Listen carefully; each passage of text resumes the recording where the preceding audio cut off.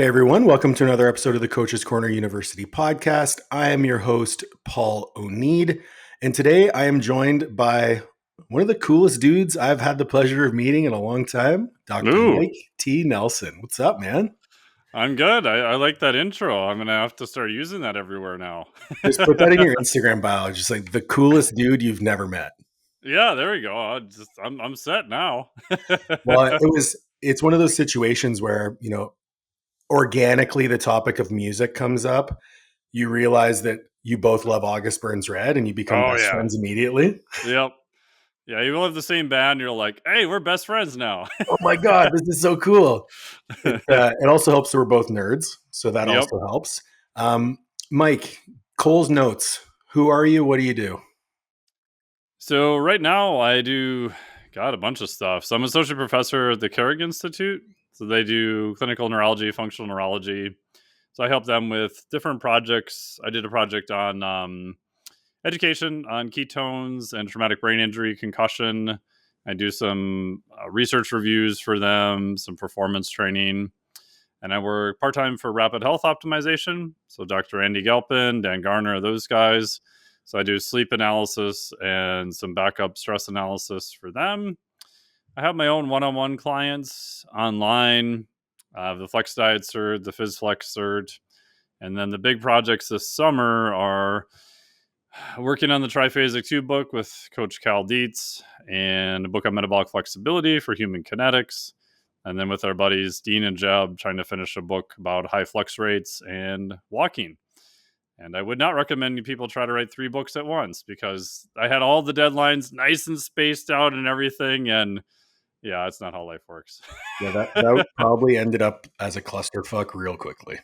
Oh, it's kind of a disaster. And the ironic part about all of it is I started the Triphasic 2 book probably 8.5 years ago, and like in earnest, like as a primary project 3 years ago. And so all these are like spaced out perfectly. And when I got the human kinetics one, I was like, cool, rough drafts to do this one will be done, blah, blah, blah. But as you know, when you kind of run your own business, you never know what's going to happen.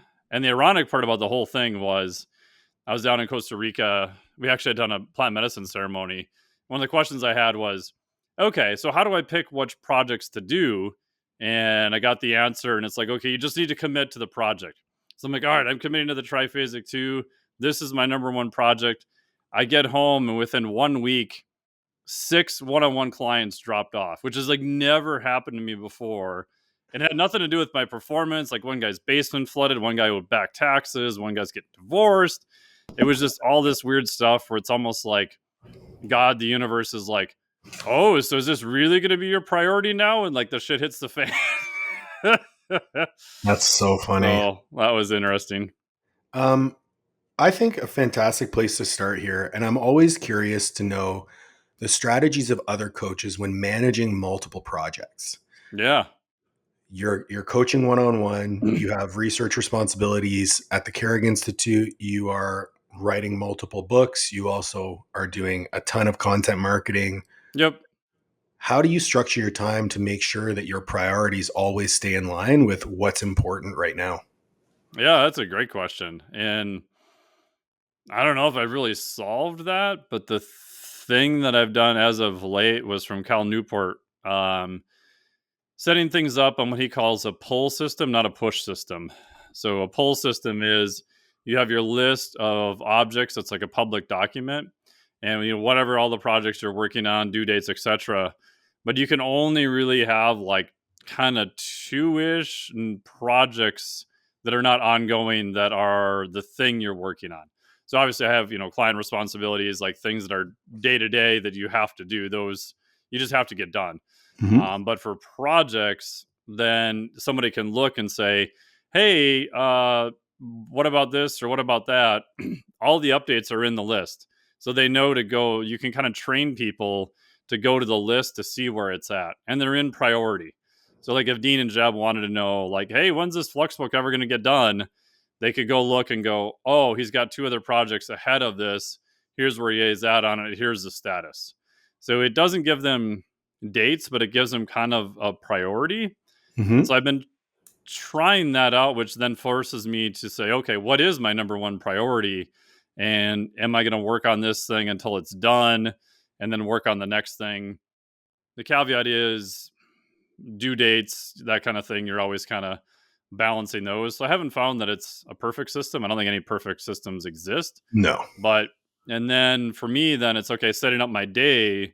So, okay, I'll get up in the morning, ideally do some meditation, do a walk, maybe do some cardio training, and then ideally have a block of 2 to 4 hours that I'm not checking email, my phone's not on, I'm not doing anything else. I'm just working on writing, either for the newsletter or for a project. And that's what I've been trying to do lately. And then moving pretty much most podcasts, meetings, whatever I can to 1 or 2 days a week. Because I Hmm. found that the task switching was way more costly than I expected. Because someone would be like, hey, let's do a podcast. I'm like, oh man, that sounds awesome. And then you realize it's like Tuesday at 10 a.m. It's like right in the middle of your block of writing. In the past, I'd be like, yeah, that's fine. But to get back in the flow of it after doing the podcast, and the podcasts are normally great. I love doing them. That was probably too big of a cost where I Sure. could probably just move it. So like my Thursdays generally are just back to back meetings, podcasts, whatever. I'm kind of a puddle by the end of the day, but that's fine. It's one day versus having those all spread out over the course of the week. Mhm. That's made like a huge difference. What software do you use for the project management stuff? We've tried everything. Like we have ClickUp that we use for managing other team members. If they're writing articles, things that are due, podcast production, stuff like that. That's pretty good because I can throw stuff in there and just assign it and not worry about it. Mhm. And then I just have a Google Doc that's just my list of, pull list that just says, hey, here's all the things I'm working on. In the background, I've got like backup files in Evernote, which I tend to have subfolders for everything else. So, like for Trifasic 2, everything goes into a Google Doc that Cal can have access to. And then Mhm. all my backup docs are all in Evernote. So, I tend to use Evernote more than anything else just because if I travel or whatever, I have access to it. Yeah, I've tried implementing some sort of project management into our business, and it's tough to get everyone to buy into, oh no, another software or Oh, another yeah. thing I have to do. But when there are so many projects on the go, it's tough to stay organized. I love the idea. I'm very big on creating artificial deadlines for myself because Yes. I know that if I have something due, I'll always step up and get it done. Yep. So if I say, hey, on this date, we're going to have this done, well, on this date, we're going to have this done and it's going to be there. So I love the idea of making this thing public to the people that you're working with to say, hey, this is what I'm doing. This is where we're at. If you want to know where it is, here it is, because it kind of puts more pressure on you to deliver. Mhm. Yeah. Um, Obviously, you didn't start off your career with this level of responsibility. How did this all come about? Like, what was the trajectory? Because I know obviously you're Dr. Mike T. Nelson. So you did your PhD. How did you get into coaching and writing and researching and all that other extra stuff? Probably like most guys, I just started lifting because I was a 6'3.5" eel shaped rake at 156 pounds. Eel And this shaped is rake. this is like after high school, after puberty, after all my growth spurts. Like this is my first year of college. And I was like, huh, maybe maybe I should start lifting weights. And I remember signing up. I did my undergrad at St. Scholastica in Duluth, Minnesota. And we had to do phy ed credits. And there was a course on weightlifting. And I was like, this is perfect. I'll sign up for this class. They'll show me how to do all this. I'll learn stuff. And we get there, and I think it was a cross country coach was the guy. He's like, all right, some of you here are going to learn how to lift weights. Some of you really need to lose some weight. And then he looks at me and goes, and holy shit, some of you need to gain weight. I was like, oh, okay. And then he promptly disappeared, and the TA just signed us in, and we did whatever we wanted. So I didn't really learn anything by doing that, and did the silly routines where you repeat everything the same day or whatever you pulled out of Flux magazine and that kind of stuff. But I also, when I was there, I'm like, hey, I can take physiology classes for fun. and they had an anatomy and physiology where they got new cadavers every quarter. And Oh you didn't wow. have to be in a PT or an exercise phys. Like, you didn't have to be in a master's program. It was actually a 200 level class, which is really Cool. unheard of. Like, Yeah. most places, it's just not the way it is. And so I was I like, never got man, that. this is an amazing opportunity. I'm just going to start taking these classes for fun. And the guy who taught anatomy and physiology, Dr. Shizaldo, was amazing. And it was the only class, probably the only class to this date, I just sat in and I was like, hey, this kind of makes sense. Like, the way he was explaining stuff, being able to go to the lab, see things, you feel them, poke them, like, all that just made sense to me. And I didn't really study a lot for it. And it was a pretty difficult class. Like, people were freaking out over it. But it just made sense to me. Unfortunately, Hmm. none of my other classes were ever like that again. And I thought, well, if I really want to learn like lifting and fitness stuff, then I should probably start with physiology. So I did that, did my Bachelor of Arts in Natural Science, minor in chemistry, did 2 years postgraduate at Michigan Tech. I went on, did another 2.5 years there for my master's, which was in biomechanics and heat transfer. Finished all that. It was about Wait, 8 years wait, full wait. time. You did biomechanics and heat transfer? Yeah. That's what Yeah. I did my undergraduate, like we had an undergrad big research project, and I did mine on cold exposure therapy. Oh, really? Oh, shit. I didn't know that. Yeah, yeah. My test subjects were all my buddies who played on the football team. So I stuck them in this suit. I shoved well, I didn't shove. Yeah. The We got rectal probes. we got rectal thermometer, we got esophageal thermometer, we had Ooh, 12, nice. 12 site heat flux monitors, and I stuck them in this suit and ran 4 degrees Celsius water through them for Ooh. 3 hours. Oh my gosh. And Wow. I measured shivering rate and I measured heat flux, and Oh, cool. we were able to show the same phenomenon that happens with sweating and heat production with shivering and heat loss. Mm. So it was pretty cool. My professor who I did it with published the research. Later on, he redid the study. He's now in New Zealand, Dr. Ollie J. But yeah, that's Okay. funny. Random aside. That's wild. And so you found that shivering was a good way for heat production then to counteract it. Is that correct? Yeah. So what we know about sweating is that after about an hour of steady state activity, your heat loss through sweating equates to your heat production from exercise. Mm-hmm. The inverse is correct with shivering. So you're losing heat to the environment at the same rate that you produce heat from shivering after about 60 minutes of shivering. And what we actually saw as well is that if you put the cap on, your shivering rate of heat production exceeds your heat loss. Oh. But if you have the cap off, it never exceeds. So you want to wear a hat then if you're going to be in cold environments, correct? No, you want to cool your head. Really? Yeah, the cap had more Oh, cold the water cap was too. cooling. I Yeah. gotcha. I gotcha. I gotcha. What we thought was that because you had the cap on and you were laying on a pillow, that the cold was actually pressed up against your hypothalamus. Mm. So if the hypothalamus was directly cooled, it overcompensated with heat production. Interesting. These guys Huh. were shivering so fucking hard, Mike. I felt so bad.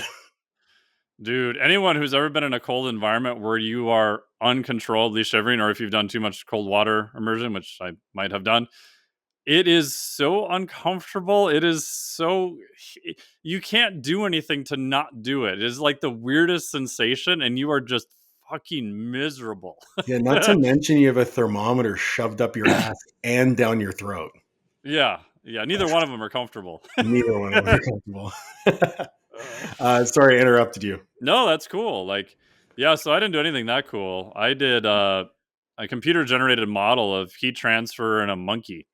So at the time, the military was like, "Hey, we're interested in Brooks Air Force Base in Texas. We want to know about collision avoidance systems on cars, and we'll fund your research." And I'm like, "Great, whatever it is to get me the hell out of here." Cool, man, I'm in. So I had to go back and learn heat transfer and conductive heat transfer and all that kind of stuff. And I'm like, what does Brooks Air Force Base in Texas care about collision avoidance systems on cars? I'm like, this is kind of weird, but whatever. And so I set up a computer generated model of a monkey in front of a big ass microwave transmitter. But the microwave transmitter wasn't like your normal cooking microwave, which is 2450 megahertz. It was in the gigahertz range. So super, super high frequency which means penetration depth is really small, like a couple millimeters into the skin. Hmm. What they wanted to know is there any deep tissue transfer to different structures in the head? So if you sit the monkey in front of this thing, do you have any deep tissue heating? Long story short, after almost 2 years of work, we showed nope, no deep tissue heating. And we ran it, and in terms of sweating monkey, non-sweating monkey, hairy monkey, big transmitter, small transmitter, fan, no fan, like 81 different conditions and all that stuff. And after I finished, about 5 years later, my advisor sends me this little tiny clipping from the paper, and he goes, "Yeah, this is your research. It was so classified, we couldn't tell you it was classified." And it says, "Military declassifies ray gun." I'm like, what? And so the military wanted to make a microwave transmitter that was basically a ray gun. So the thought is it'll heat up the sympathetic nerve endings in the skin and make you feel like you're being burnt by a light bulb. But there's no deep tissue heating effects. So there's no, cell necrosis, that kind of stuff. And they Hmm. wanted to use it for crowd dispersal. So after 9/11, like every branch of the military and their brother like wanted this for non-lethal crowd dispersion. Oh And my God. the funniest part about all this is years after that, I'm doing a presentation on metabolic flexibility for DARPA. So DARPA is a Defense Advanced Research Projects Agency, the people who literally created cell phones, GPS, like all the real fancy military stuff. Yeah. And I'm there and I'm talking to a guy and he's, hey, what did you do your master's on and stuff. I was telling him, he's like, I was the operator of one of those. I was like, really? He's like, yeah, it's called an active denial system. And I was like, oh, wow. I'm like, did it work? He's like, oh, yeah, it worked really well. And I'm like, I said, well, people really get out of the way? He's like, yep. And I'm like, what if someone's still coming at you and they're in the line of the beam? What do you do? He's like, oh, we shoot them because they're clearly a threat then. Oh my gosh. And I'm like, really? He's like, oh, yeah. He's like, if they're in that beam for more than 5 seconds, their whole goal is to do you harm. So we eliminate the threat. I love how like just coy military people are Yeah, with yeah, eliminating the threat. yeah. My first exposure to that, one of my good friends, former Canadian Special Forces, um, he they're just very coy about everything. So Oh, yeah. he has PTSD from his deployments, and he calls it the whizzles. So, whenever he's like feeling anxious and needs to step away, he just looks at his wife and says, "Okay, I got the whizzles," and then he just walks away. Yeah. Those people are another breed. One of the guys I work with in the Special Forces experience is Jeff DePate. So he's Canadian Special Forces sniper. He's tied with another guy because the shot was at the same time. Okay. Still has like the longest confirmed kill shot in Iraq. Like Oh the my, bullets flight time, I think, was 10 seconds. I mean, oh my God. just absolute bonkers stuff.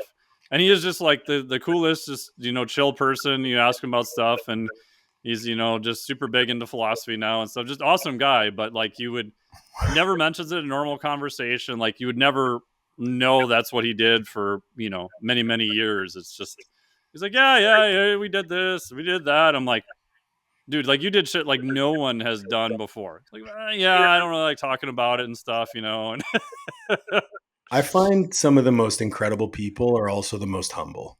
oh, 100%. Like he has nothing to prove. He's just like, hey, and yeah.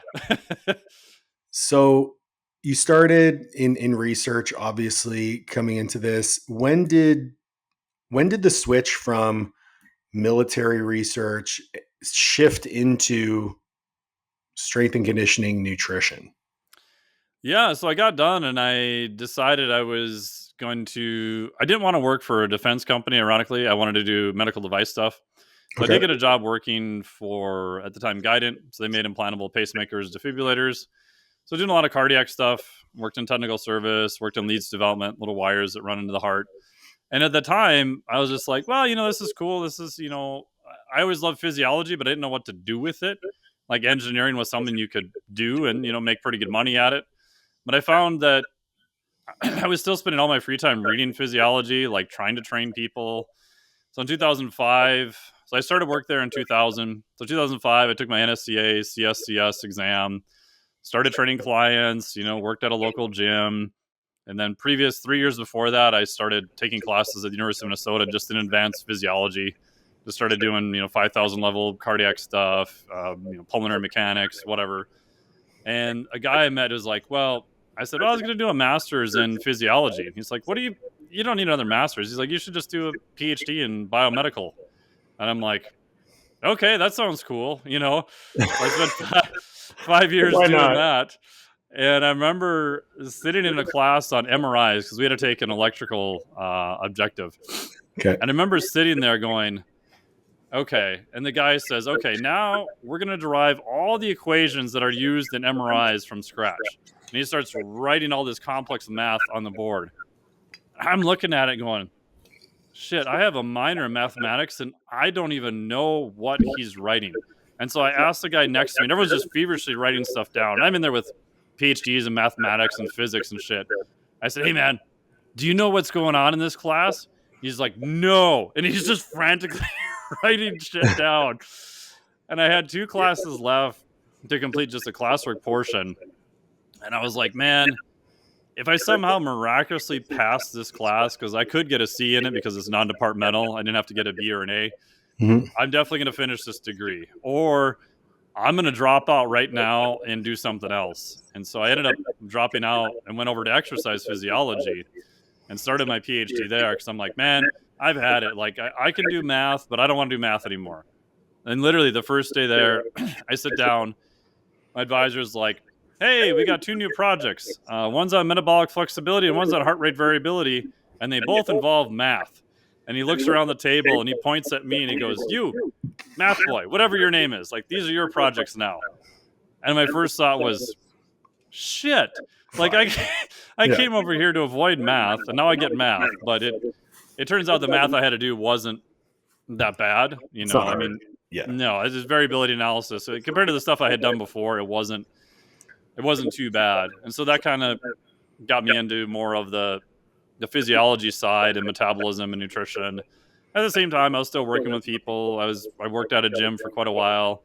They filed bankruptcy one day, didn't bother to tell me, which pissed me off because I still had clients there. Right. And I'm like, man, I was here yesterday. Could you at least pull me aside and be like, hey, man, we filed bankruptcy. We got like 2 weeks. Don't tell anyone. They put a little sign on the door. And so I'm running around to like other gyms that my clients were at, like trying to pretend not to be their trainer. And it was just a disaster. So I ended up buying a bunch of equipment from Wendler at Elite FTS and just stuck it in my garage and said, screw it. I'm just going to start training people out of my garage because I'm running out of time. I can't be chasing people around town. If people want to do it, they'll come out to me. I just walk into my garage and do a session. Like, this is going to save me a ton of time. And my backup plan to all of that was, if it all goes south, I got a really cool gym in my garage, and that's pretty fun. So that was my backup plan. So at what point did the what came first, like the online coaching piece of the business or the education piece of the business? Kind of the online coaching I definitely did for a lot longer. I had no desire to do certifications or anything like that, to be perfectly honest. I did a couple things for my clients. I did some classes and e-classes and group stuff, and I moved to online only training with the exception of 3 clients in 2016, I think, Mhm. 2015, something like that, probably about 10 years ago. And it was like 2017, I was at a thing with Ryan Lee, and I had just launched this product to my list that went horribly. Like, you ever have a really good idea where you're like, man, this is brilliant. And I had it all built out with like programming for you and nutrition and mindset and all this stuff. And it was like $100 a month. I tried marketing it to my own list for 6 months. I sold 2, like 2 copies. And I'm like, oh. So I did a 2-day thing with Ryan Lee, who I've known for many years. And he's asking me about what I'm doing and telling him stuff. And he's like, well, why don't you create a certification? Like, you have the background, you've been training people, like, you do it on metabolic flexibility. And I'm like, I don't want to be one of those douchebags who's out there who just said, hey, check out my cert I created. And he looked at me and he's like, well, one, trainers will pay for certifications in terms of education. Trying to Mhm. sell outright education, you can do it. It's just very difficult. And he's like, But you're one of the douchebags who actually understands this shit and actually is going back to school and literally doing your research on it. So he's like, I think you're okay to release a product. I think you've I got the was like, credibility. Yeah. yeah, I was like, oh, okay, good point. And I was so broke at that point. I was like $33,000 in debt. And I'm like, if this is what it takes to pay the bills, then I'm in. I'm okay with it. So obviously, I know what metabolic flexibility is, but let's educate the audience on metabolic flexibility as you define and teach it. Yeah, the reason I actually liked metabolic flexibility is from a marketing standpoint. It gave me one term or one niche to market because, as you know, everything in nutrition is, oh, it's got to be like a super high carb. That's the only way to go. Low fat, bodybuilding type stuff. Or no, you're an idiot. Carbs make you fat because of insulin, and you got to go keto. And you just have to demonize one of the groups. Like, don't too much protein. Like, fuck, you need AMPK and your mTOR is running amok. Like Oh God, everybody has like all these reasons to demonize one whole food group, one whole macronutrient, one whatever. enzyme. It's like, oh, this Enzyme, enzyme. yeah, Oh, yeah. And so I was like, hey, I can actually market metabolic flexibility.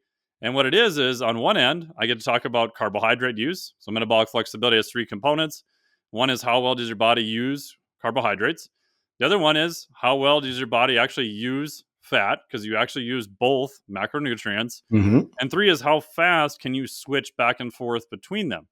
So if you're doing a very heavy strength training session, it is in your best interest to use as many carbohydrates as possible. But walking around, us having this conversation, low intensity stuff, yes, you can use carbohydrates to do it, but it's not in your favor for body comp or health reasons. You want to be able to down regulate to use as much fat as possible. So it's both fuel systems. It just depends on what you're trying to do. And the faster you can switch appropriately, the better off and the healthier you're going to be. So this is where I think like I am advanced beyond most because I store most of my fat in my head. So to mobilize those fatty acids to my brain for thinking works very, very well. So I'm very metabolically flexible. Um, I You love the look more part. jacked then too. Yeah, exactly. Because I just Yeah. have this big. Well, the problem is like in pictures, I have to drive my chin back, so it makes my head look small. Um, no, I love the thought process behind like, okay, I know a lot about this thing. I also have the credibility of doing my PhD in this thing, but also looking to that second degree of what makes this different, right? Hmm. What sets me apart? And I think that's where most people miss. They try to mimic other things or they try to um, copy when they really should be looking at, okay, how can I create this kind of audience or not audience, but, well, the blue ocean effect, right? Yeah, yeah. Be the only person here doing this thing and offering this thing. We had a call a couple weeks ago talking about email, and you mentioned earlier, you started building a list early on. Was that something someone advised you on? Was starting an email list early on? Like where did that start? Because I know, we chatted and most of your marketing and content generation is through email. That's probably the one intelligent business thing I actually did to start. And the reason I did it was even at that time, God, back 2012, I think I started, but I was only emailing a couple times a week. I realized that social media and whatever else was coming up, like everything YouTube was a rented audience. Like the thing that really put me over the top is when Facebook became public. And you've been around long enough to see like your organic reach on Facebook just go in the Oh, absolute it's shitter trash. overnight. And I knew people doing article spinning. I knew people doing all this kind of gray hat, interesting stuff. And some people were doing really, really well. But the second any algorithm changed, all those people were effed overnight. And I was like, like what can I do where I control the audience? Like I can email them and I have their emails. If the email provider shuts me down, I can go somewhere else. If they Hmm. hate my content, they're going to unsubscribe and they're gone. Okay, whatever, cool. So I realized that maybe more from the engineering mindset, it was something I could control. And also just because of time, it was easy to figure out. There's only a handful of metrics: open rates, click rates, sales. I mean, that's really about it. We're Hmm. trying to figure out ad marketing through Facebook, and everything else was just constantly changing. And then I remember hearing John Berardi talking once, and he said that they started a newsletter list at Science Link, and this is back in the day when you could just put up a thing saying, sign up for my newsletter, and like people would sign up. It's not really like that anymore. And No. he said that when they started Precision Nutrition, I think they already had like 100,000 people on their newsletter list. Holy And dick. I went, holy shit. And he was talking about how that was like probably one of the best things they ever did. And they just kind of did it again by pure accident. Because he's like, we could communicate directly to people at almost no cost. If you're starting a new business, a lot of your cost of acquisition, all this kind of stuff. And I was like, oh. And I'm Hmm. like, I'm cheap. I have no money. Yes, I'm just going to do this. And then I was doing blogs and stuff like that. And also realized that back when blogging was a thing, if you had a newsletter list and I would put up a new blog, I'd send a thing to my newsletter list and be like, hey, I have a new article on such and such. Go here and check it out. Well, overnight, within 24 hours, you could get, a couple thousand links, hits on that blog post or more. And Google saw that as all organic traffic.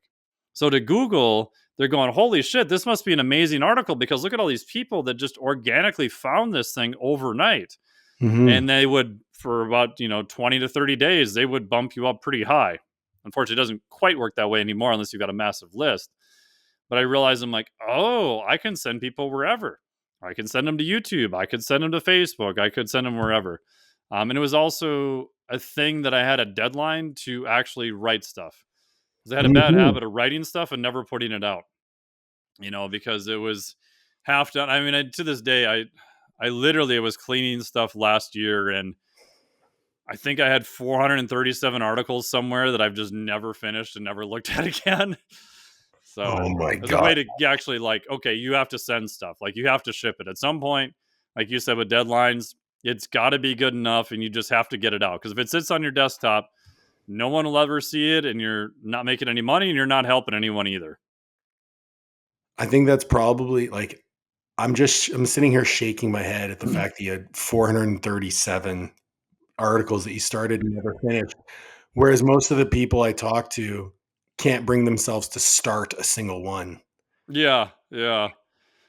What would be your advice in that regard? Like someone wants to start writing, like how do you what's your process for writing? And maybe how has that evolved over time? I would say early on, I had to be very intentional, and it was very slow. Like, I had to have everything kind of set up sort of perfectly and no distractions, and have my coffee in the morning, and all these, I think, were helpful, but they were also kind of just procrastination type things too.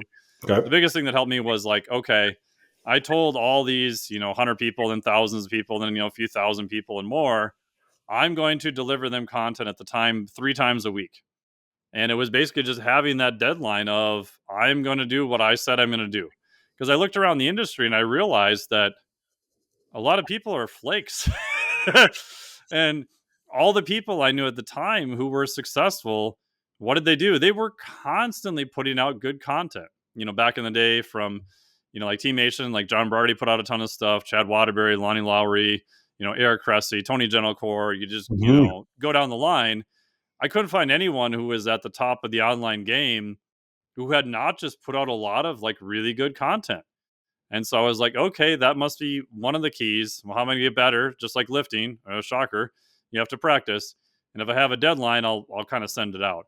And some of the stuff I sent was pretty horrible. I mean, to be honest, but some of it was pretty good. And the weird part was I realized that I couldn't tell what was good and what was bad. Like, what Oh, I thought was sure. bad, even to this day, like sometimes is good, and stuff I think is good, people are like, eh. And so I realized that I was not the best judge of it. And I was pre filtering based on a premonition or premise I had that was not even correct. So, like, I just needed to put stuff out and let the audience decide. And if all my numbers are just declining month on month, then okay, I'm screwing up. If I'm not, people kind of hang around, and then I'm okay. The biggest thing I would tell people is just have a public commitment of what you're going to do, and then you just have to ship it and get better. Like, it's never going to be perfect, but if you, it's the old thing of like, it's the old story of like the guy who stood on one leg was trying to learn how to run and like read all these books about running, and he probably should have just started walking and then just started running, right? At some point, more knowledge is just a reason for your inaction. I absolutely love that. And I also love that you mentioned like this perfection mindset. And it's one thing in business that I've kind of clung to is like people will call themselves perfectionists, and it's absolutely an excuse for just not doing the thing. Oh, totally. The person who decides whether it's perfect or not is the client. It isn't you, right? It's your Right. audience. And the only way to know if it's good is to get the feedback from your audience. I think where a lot of people maybe worry or fall short, I don't even know if fall short's the right word for this, but anyway, a lot of people run into this thing where they view the response of the audience as a reflection on their quality of self. Mm-hmm. So it's like if I put out something that people don't like, I'm a piece of shit. Yeah. Rather than I'm going to put out something someone doesn't like, it's a piece of shit. Did you ever battle with that whole like outcome self-worth fallacy there?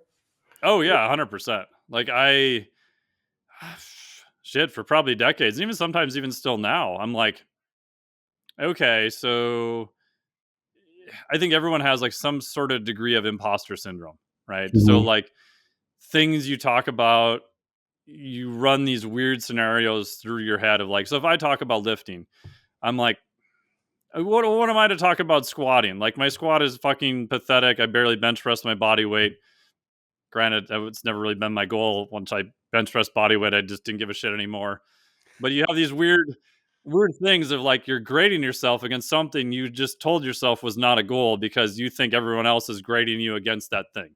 Do you know what I mean? Yep. Like, you have these weird things that you build up in your head. And the thing that kind of helped me get over it is I would go to conferences and I would have, discussions with people and all this stuff that I thought, well, everybody knows that, right? And you realize, oh no, no, wait, no, no, they don't.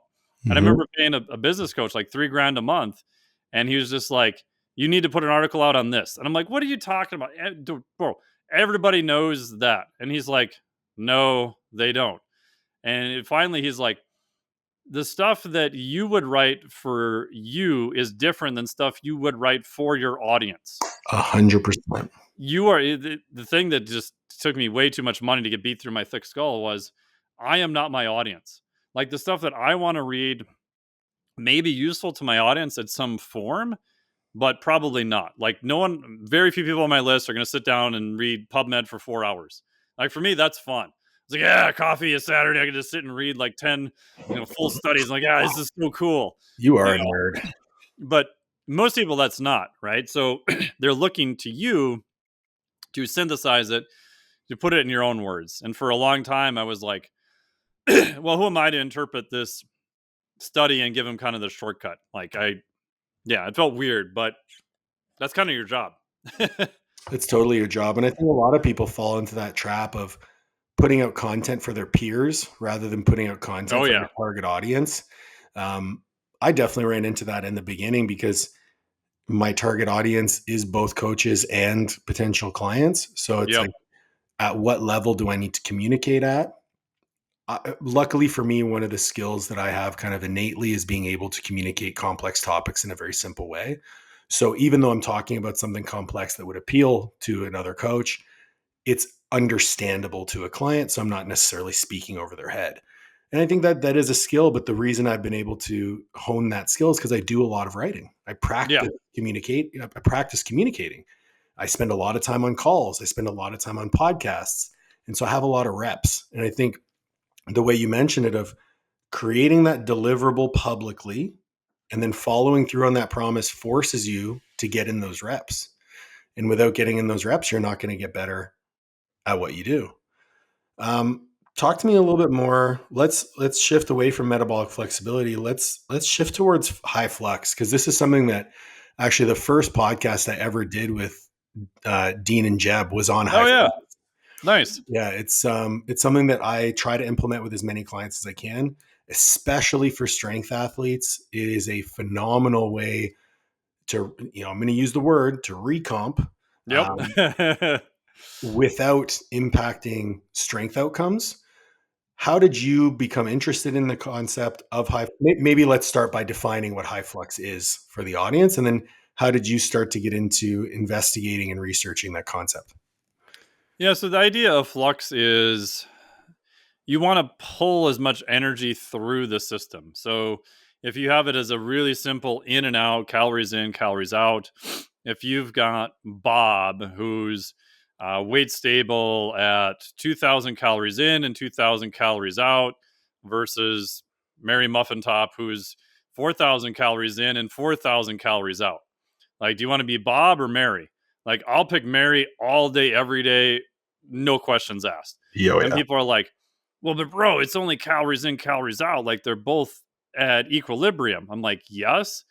But if we make changes to Mary, I can 100% tell you for certain that her system is way more responsive than Bob.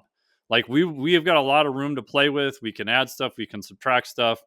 Bob's kind of stuck in the corner like a cornered wild animal. There's only so many ways he can go. Yes, he is currently weight stable, but your optionality there is extremely limited.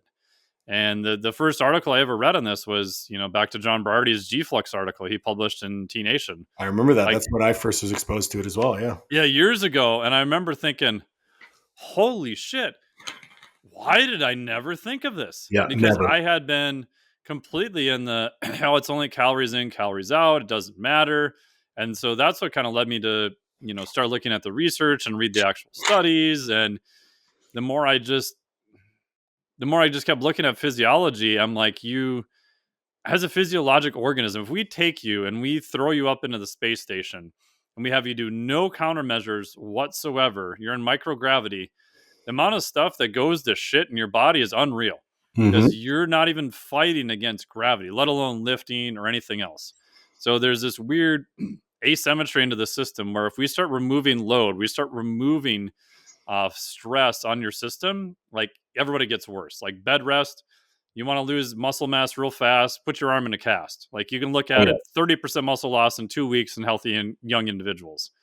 And the more I kept reading this stuff, I'm like, oh, wow.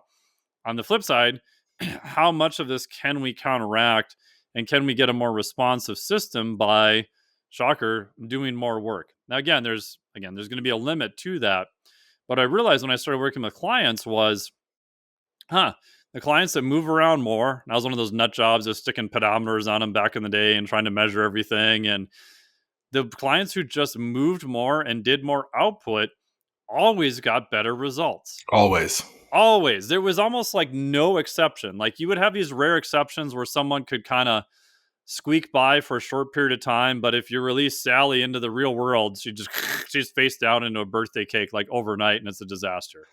Right? It was just it never ended well for them. But the Yeah. people who were at the higher flux rate, shocker, they could navigate in a higher caloric environment, a higher carbohydrate environment, as long as they kind of kept some semblance of moving around and activity, etc. I always found, like, initially my trepidation with it was, all right, well, if the goal is strength, I want to kind of conserve as many calories for recovery as possible. I don't want to get into a situation where my output outside of training could potentially impact recovery from training. And then I stopped for a moment. When I read that article, I stopped for a moment and I kind of thought, I was like, if going for a walk is going to negatively impact your recovery, I think we have bigger fucking problems. Oh yeah. And then I was like, okay, how far can I push this thing? So I did a bit of a self experiment, and I've always been training hard. So training intensity and pushing myself in that regard was never a problem. I was like, I'm going to taper up my steps a couple thousand every 3 to 4 weeks as tolerated and see what happens. I'm going to keep my calories stable. Number one, my weight plummeted. So I was like, okay, I can't do this. I got really lean, which was cool. But I was like, okay, I need to increase my calories. And it got to a point where I was eating like 8 meals a day and my body weight was stable. calories were sky high. And what you mentioned when you were talking, you're like, yeah, you can increase it to a point. 99.99% of people, if we're talking like not the 1%, right? Not, Yeah, yeah, yeah. not the high achievers, or sorry, the high performers, we'll call them. You're not going to reach the ceiling of high flux because you don't have enough time in the day. No, most people will never get close to it. Never get close. So the most I ever have prescribed somebody is 17,000 steps a day, Woo! which is that's like just perpetual movement at that point. Yeah, yeah. Some of my bodybuilders, like I know we tracked Liv's steps during one of her preps, and including her cardio, she was up to like 22,000 steps a day. Oh, damn. But this is someone who is, doing cardio twice a day, every day in prep for a bodybuilding Yep. show. So her time allotment for that was much higher. Most people can't do that. So, well, what if I just brought steps up as high as possible over time and see where it takes us? Most people can't reach that limit where it impacts performance. And in fact, performance goes up, recovery goes up, requirement for mobility goes down, requirement for any recovery modalities goes down, and you get fucking jacked Yeah. just by walking. Yeah. I'm totally sold on it. It's something that I try to implement as much as possible. For me, like for me, 10K is a baseline. Mhm. And for most of my clients, 10K steps a day is going to be a baseline. Above and beyond that, if we're going to like a fat loss intervention, we might look at increasing beyond that. But when I heard about Dean like trying to walk on his walking pad, like 30,000 steps a day, I was like, oh man, your calories must be through the roof. Um, okay, let's speak. We talked about like maybe fat loss and recomp. Let's Yeah. talk about maybe the drawbacks, because some of the people listening might be one of those 1%ers who can't tolerate it. And I work with a lot of very big athletes. So when you run into that situation, the larger you are and the higher your caloric needs at baseline, you will get to a point where you cannot out eat the calorie expenditure from the steps. Yep. Have you ever seen that with your people? I've seen it on occasion. It doesn't happen that often, but with very large mammals, it definitely can. um, and the interesting thing, and I'd be curious what you've seen on this, is most of the time when I measured their aerobic capacity, it's usually not amazing. There's been a couple of people where it's actually been really good. And so my thought process then was, okay, maybe we should increase your aerobic capacity and have you do some aerobic type work. Again, what are they lifting? What are they trying to do? What are their outcomes? And most of the time, everything got better. Like they Mhm. felt better. Their recomp got better. They weren't spending quite as much time walking. I mean, I'll generally use the rower or the bike because I don't want them running or anything like that. Like Yeah. watching those large mammals run, I'd rather throw battery acid in my eyes anyway. It's just a fucking, they're not NFL people. This is a train wreck. Yep. Um, but that was interesting to me. So I'm like, okay, so let's push aerobic adaptations a little bit. We're not trying to make you an ultra marathon runner. You don't need a VO2 max of fucking 70.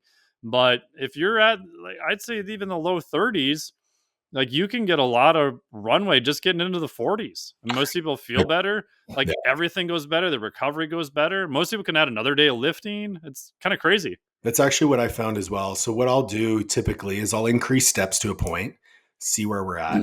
Once we get to about that 10 to 12,000 steps range, what I'll actually do is we'll keep steps static and then take a percentage of those steps and turn it into aerobic training, Yeah, perfect. just like zone 2. So Yeah, even my preference is either an air bike or an elliptical.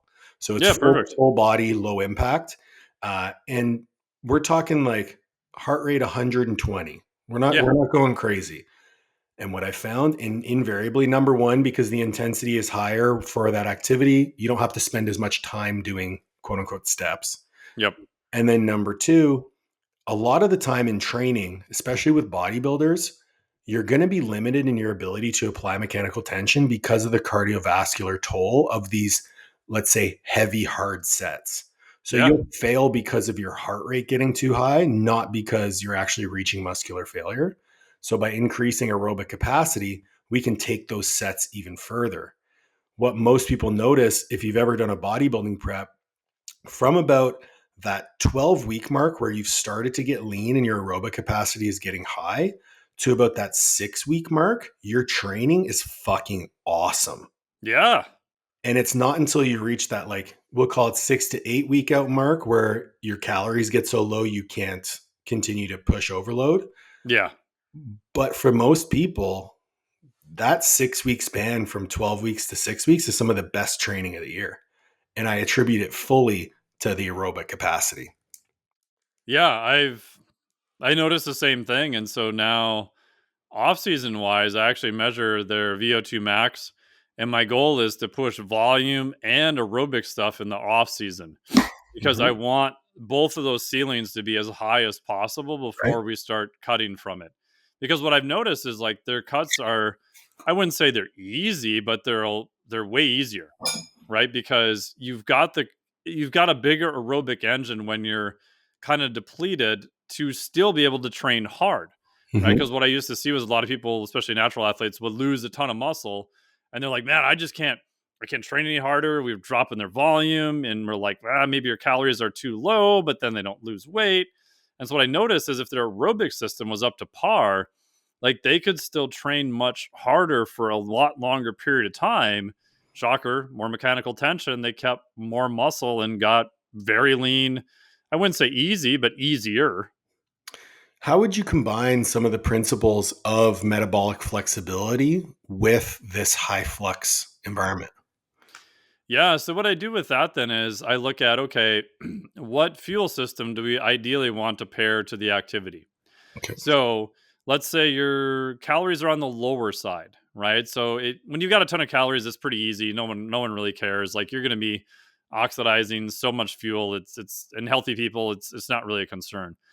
But it does get dicey when you're like, okay, now I'm starting to drop my calories. I'm trying to get leaner, but I don't want to sacrifice performance. So then I'm a big fan of separating them. So if you're going to do your zone 2 stuff, my bias is do it first thing in the morning, do Yep. it completely fasted. Like you want to prioritize all of that going to use fat metabolism as much as possible. Yes, I've read all the studies about fat loss. Yes, I've read Brad Schoenfeld's study, and that's another like probably 2 hour podcast. We can dissect all of that. But my argument is you're not going to be any worse off. Like we could argue No. about Yeah. the benefits, the single digits, it wasn't done in competitors, yada yada yada. If you do it my way, you are not going to be any worse off. And I would argue you might be a little bit better. I And agree. then when you go to lift weights, we're probably going to have a lot of carbohydrates, 1 or 2 hours before. We may even have some during, depending upon when you lift again. We may have some after. A lot of it depends upon your personality. Do you like having dinner with your family, your time of training, etc.? But we're going to try to bracket more carbohydrates. We're purposely going to push insulin up. Insulin is a fuel selector to push you to use more carbohydrates. We're going to bracket that around your training because we want the highest level of performance possible. And we only have, maybe 150 grams of total carbs per day. So we want to maximize those as much as possible. And so we're prioritizing the fuel systems with the training that you're actually doing at that time. So if I'm trying to drive insulin up, do you prefer Lantus or Humalog? Oh man. What's your risk tolerance profile? Great answer. Yeah, I totally agree. I think for the vast majority of people, the conversation around nutrient timing, it's a bit of a fool's errand because there's so many steps needed to get to that point. Oh yeah. Like when we're talking about the majority of clients that we're working with, we're trying to get them to eat a total amount of protein in a day. We're trying to get them to adhere to a caloric goal, eat enough fruit and vegetables. But once we've gotten to that point and we have those baseline healthy habits in place, now we can start to optimize, right? So we get to this point where we're doing the right things and we can pick the Lego blocks and move them from one side to the other and move them around. And when you get to that point, some really cool shit happens. I think, and please correct me if I'm wrong, I think a lot of coaches try to do too much too quickly and get into the weeds before people develop these baseline habits. Oh yeah. I mean, most people's nutrition is a freaking floating trash bin fire. And this applies to elite level athletes too. Oh Like, yeah. because one of the questions I get all the time is, "Oh, I was going to do the Flux diet cert, but I work with elite level athletes. I don't know if this is for me." Like, okay, normally you work with two elite level athletes, whatever. Yeah. Have you seen what most elite level athletes eat? Yeah. The They're running thing with, successful in spite. yeah, it's the first time I ever saw this was years ago. It's two top track athletes in college. They're both females. Their coach hired me to do their nutrition. I said, "Cool, man, we'll do it." I said, "Just give me a 7-day log." Couldn't get that. I said, "Just give me a 3-day log of your nutrition." And they sent it to me. It was like half a bagel for breakfast, like 4 pieces of lettuce for lunch, and like whatever they could find at the fast food place for dinner. And I'm thinking, okay, the coach is pranking me. Like, this has got to be a joke. Like, these were two of the fastest, I think it was 100 or 200-meter runners, like in college. Like, you can look up all their times, like, they're all public. It's very easy to verify. And they're like, "Nope, this is what we actually eat." And I'm thinking, oh man, this is so easy. Like, let's get some protein. You're way chronically under eating, your micronutrition, everything is a disaster. And unfortunately, they fired me Oh my because god. the coach hired them. They had no desire to make any nutrition changes. They Right. had no skin in the game. And they're like, "I don't know. We eat like this and we run this fast, so we don't give a shit." And I was like, "Oh my God." The number of NFL players that I've Oh coached God. who eat like, I mean, the perfect example is Chad Ochocinco. The dude Yeah. lived on McDonald's. And this is not a joke. Like, No. we had a kid at South Florida. His name was Kayvon Webster. I remember he ran the conditioning test backwards and passed. Oh God. Played for the Denver Broncos, won a Super Bowl with Peyton Manning. The kid ate. He probably could have eaten better if he ate out of a dumpster. But played in the NFL for I think 5 or 6 years, and made enough money for his family to never worry again. Like the high the high the high performing athletes in most cases are successful in spite of the things that they do. And I think it's Yeah. really hard for a lot of people to hear. Yeah, and it's just, unless you've been around like freaks like that, you can't, to see a 350-pound human run as fast as they do in person. Yeah. It is, the first time I saw that, I was blown out of the water for like 6 months. I'm like, there is no way what I just saw is possible. Yeah. And a good buddy of mine, Sean Mishka, trains a lot of the Vikings and has done movement stuff for years. I've known Sean for years. Awesome guy. He was telling me this story of, he had two athletes he was training on just jumping up to a high box. I don't remember the box height, but it was pretty high.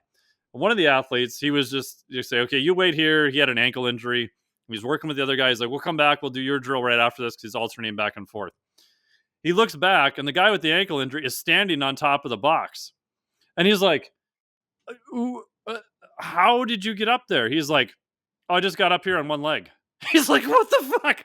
Like, Yep. he's like, just the stuff that they do is crazy, and they do it on, what would be considered trash. A lot of the times. There's exceptions, but Of course. yeah. Um, I want to, like, the last real question I have for you. You've mentioned a lot of names on this podcast. You've mentioned the people that you've collaborated with. One of the things that I've come to learn about you is you're a phenomenal networker. You're great at meeting people and forming relationships. I'm wondering if there's anything special that you do. I kind of know the answer, but I'm going to ask it anyway. Anything special that you do to maximize those networking opportunities? Probably not, to be honest. I thought you were going to say. Um, because to me, like, I don't, the idea of networking is just weird. I don't like the idea. But what I've realized after doing this shit for 25 years is that there's only a handful of crazy nut jobs that are really going to do this job and do it well. And if they are, and if they've dedicated their profession to doing this, like, odds are we'll probably be friends, because there's just not many people in the world doing it. And just the amount of stuff I've learned from, being around Cal and just all these other people, and just it's bonkers to me that I can sit down with these people and like having the conversation and, with you, and just be like, "Hey, what do you think about this or that?" And they're like, "Oh, I did this or I did that." Like everyone is like so willing to share what they've learned at like just no cost. Like no one's, I'd say at the high level, is worried about you stealing their shit. Like they're not, "Ooh, these are my secrets, I'm not going to tell you." It's that is something that when I was outside of the industry trying to get in, I would have never believed. Mhm. And to me, it's just always refreshing. And the fact that I get to talk to like super smart people and they're willing to give me like all their hard earned knowledge is just, it's still mind blowing to me. I think that, and I think just being passionate about what you do and being genuinely Oh, yeah. interested, that comes across that comes across in all of your interactions, is just being genuinely curious and being genuinely excited. Like you and I sat down and had lunch at that mastermind, and bro, we could have chatted for hours. We could sit here Oh, and yeah. chat for hours because we're just both really excited about a lot of the same things. We both have different experiences. And I think we both realize that the more we can learn and pass on to one another, the more both of us will grow. And by proxy, the industry will grow because we're both doing great things. Yeah. And I'm sure you probably feel this way too, is that my hope is that someday, like fitness training, whatever that is, coaching, nutrition, all the other different aspects, is like a legit profession. I feel like when I was teaching recently in Europe, I feel like it's more legitimate there than the US, Okay. where I don't know, it just still feels like if you tell someone like, "Oh, you're a doctor or an engineer or a lawyer or whatever," they're like, "Ooh." You tell them like, "Oh, you're a fitness trainer," they're like, "Nah." There's still this Yeah, they think you work in a commercial perception, gym. right? And even what consumers think, like the level that consumers are very not picky about their trainers, still boggles my mind. The fact that, oh, that this guy or gal looks good, they must know their shit. Maybe, maybe not. But they didn't put two thoughts into it. It's like if you're going to get an ACL replacement, you're probably going to, check around. You're going to put a little thought into it. But like, oh, I'll hire this trainer for the next year. It's cool, bro. Aye. I think you're prepaying for that ACL replacement. Right, right. Um, all right, let's transition into some silliness because I like to Oh finish. yeah. I love finishing podcasts, just like a little bit of stupidity. Um, so we talked about music a little bit early on. Top three bands that you listen to on repeat. Ooh. I would say August Burns Red's probably up near the top. Um, I'd say Lamb of God probably is up there somewhere too. Um, quick story on them. Years ago, Milwaukee Metal Fest, when he was in his earlier band, Burn the Priest, a buddy of mine, I worked in the record industry for a while as a DJ. And so he's like, "You got to see these guys. They're crazy." So we go to Milwaukee Metal Fest. We see them. Randy, the lead singer, is running around the stage back and forth, this tiny ass stage, like a crazed animal. And he had this cigarette butt like hanging off the side of his lip for like the whole song. It somehow looked like it was just super glued there. It was just like burned in my memory. And then obviously went on to form the band Lamb of God. Um, I'd say the third one. I'd say right now it's probably going to change. There's a band out of Chicago by Sean Payne called Cyanotic. It's Sayonara. a heavier, industrially kind of a lot of programming, but they do a lot of their stuff. It's all triggered live, so their live shows are really good. Just super, super interesting guy who was just like super passionate about it. Didn't like all the record industry. Started his own record label. Kind of does everything on his own, and so I kind of like that. Really, that old kind of punk kind of Yeah, DIY type attitude of I'm not going to be beholden to anyone else. I'm just going to do my own shit. And if I've got, 1,000 true fans, like I'm good. Like I'm cool. I love that. Um, what is the coolest thing you have ever witnessed in a gym in person? Oh, probably the coolest and most horrifying at the same time was years ago. Like if people remember the RKC, they had a competition where you would do pull-ups, max deadlift, and kettlebell snatches. Mm-hmm. And they had an elite level where you would do max pull-ups, I think with 25 pounds. You had to snatch the 32 kg, which is 72 pounds for max reps in 5 minutes. That was probably one of the worst things I've ever done in my life. That was the 24 kg in 5 minutes. If you get over 100, that's hard, but it's doable. Like, you can do it. The 32, I think I got 64, and I was fucking wrecked for like 4 hours after that. Fucking absolutely miserable. And then a max deadlift. So a guy came down from, I think it was North Dakota. My buddy Adam and Glass and I are standing there. We finished the competition. We're watching. He goes up to a bar with 455 on it and round backs the shit out of it. It looked like a pooping dog. Like, I thought his spine was going to get close to the ground. Locks it out somehow, sets it down. And both Adam and I looked at each other. We're like, on one hand, the fact that he pulled that off and walked away pain free without necessarily training that position at all. He was not a strongman competitor. He was not in his backyard doing Atlas stones. And that he pulled it off is both amazing and horrifying at the same time. I don't ever want to see that again. I feel like the pain science people are like, well, posture doesn't have Right. anything to do with pain. Oh, really? Oh, those people annoy me to no end because I went down that rabbit hole for quite a while. I was on the neurology side, and I was on the biomechanics side. And the best thing I ever heard was from my buddy, Dr. Adam Klotzek. He's like, it's a neurobiomechanical model. A shocker, it's both. Oh, yeah. But again, nobody wants to say that. It's all neurology or it's all, biomechanics. And it's both. I just can't stand anyone who like, people say like, oh, I hate the fence sitter. It's like, you can have an opinion without sitting on a fence, but Oh, you can yeah. also have an opinion while understanding nuance of context. Yeah. So anyway, Yeah.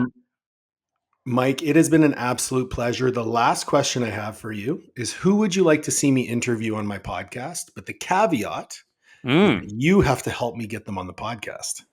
Ooh. I'm going to get you to do my job. Oh, yeah. I like this question. Could you give me a topic area maybe? Like, to narrow it down? I'd like to interview someone more on the like similar vein to you, the metabolic flexibility. Maybe more so we could have a conversation on like client outcomes. I mean, I would say he's pretty in demand now, but I would say probably Andy Galpin is one of my go-to guys. I've known Andy for years. Super awesome guy. Not only is he just really nice, but just very much. I work with him in Rapid, so he has experience coaching clients. He's obviously run a muscle physiology lab. The first time I ever heard him was talking about lactate stuff, and I'm like, "Oh my god, this guy didn't demonize lactate! Like, hey, you must be my buddy." So I got on my little list. I'm like, must get to know Andy. So, so I've stayed at his house and stuff. He's super awesome. So, yeah, he'd be one of my go-to guys because he's very good at all aspects of kind of exercise physiology, but he also knows where his limits are too. And so he's got a good good breadth of knowledge. Well, if you can make that happen, you and I will definitely be sending you a gift in the mail. Thank you so much for joining me on the podcast. I really enjoyed our time. And, for anyone who's listened this far, I'm going to be on Mike's podcast sometime in the near future too. So be sure to check out that episode. I'll have links to where everyone can find you in the show notes. But do you have any parting words of wisdom for the audience? No, I mean, just, my little saying is that it's not just knowledge, it's applied knowledge. And it's exciting for me in the field to see people wanting to learn more, but also wanting to apply it. And I don't even give a shit like what level you apply it. There's room at all different levels, but just learn something and then go try it out. Because I've tried a lot of stuff in research studies that I thought would be amazing. That was a fucking disaster. 100%. And I've tried other stuff that I thought was going to be a disaster that ended up working pretty good. And you don't know until you do something, And so that's why I still have clients, because marketing people are like, oh, you don't need more clients. And I'm like, but it's problem solving. And I like that. So applied knowledge is what I would say.